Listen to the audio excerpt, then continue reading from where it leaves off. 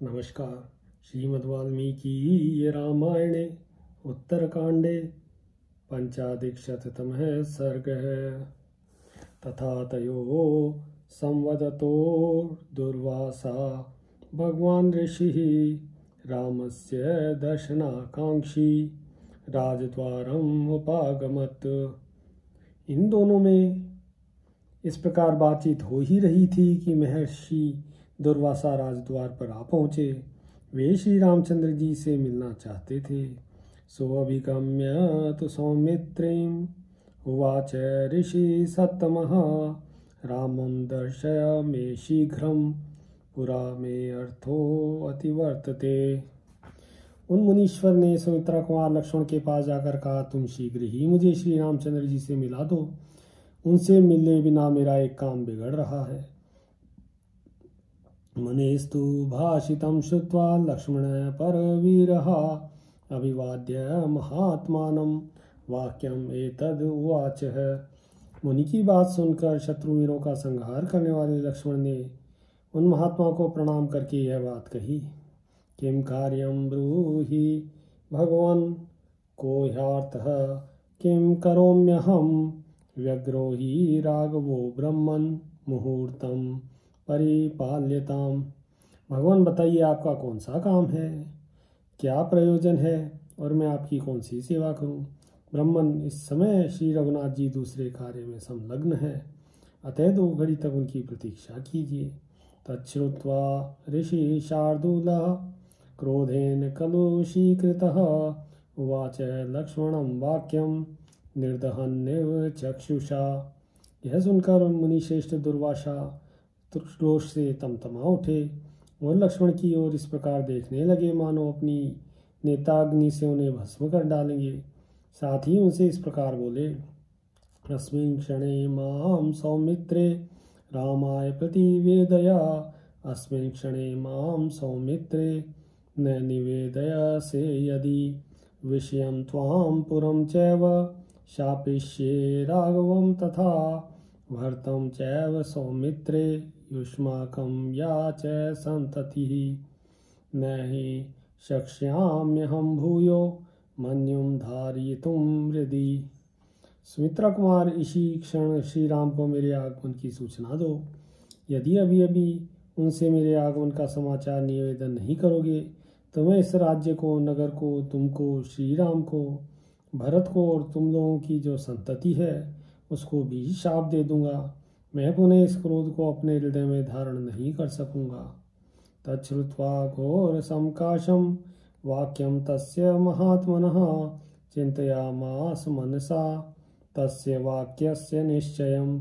उन महात्मा का यह घोर वचन सुनकर लक्ष्मण ने उनकी वाणी से जो निश्चय प्रकट हो रहा था उस पर मन ही मन विचार किया। एकस्य मरणं मे अस्तु मा भूत सर्व विनाशनम् इति बुद्ध्या विनिश्चित्य राघवाय न्यवेदयत्। अकेले मेरी ही मृत्यु हो यह अच्छा है, किंतु सबका विनाश नहीं होना चाहिए। अपनी बुद्धि द्वारा ऐसा निश्चय करके लक्ष्मण ने श्री रघुनाथ जी से दुर्वासा के आगमन का समाचार निवेदन किया। लक्ष्मणस्य वचः श्रुत्वा रामः कालं विसृज्य च निसृत्य त्वरितो राजा अत्रे पुत्रम ददर्श है। लक्ष्मण की बात सुनकर राजा श्री राम काल को विदा करके तुरंत ही निकले और अत्रि पुत्र दुर्वासा से मिले। सोऽभिवाद्य महात्मानं ज्वलन्तम् इव तेजसा किं कार्यम् इति काकुत्स्थः कृतांजलिरभाषत। अपने तेज से प्रज्वलित होते हुए महात्मा दुर्वासा को प्रणाम करके श्री रघुनाथ जी ने हाथ जोड़कर पूछा, महर्षि मेरे लिए क्या आज्ञा है।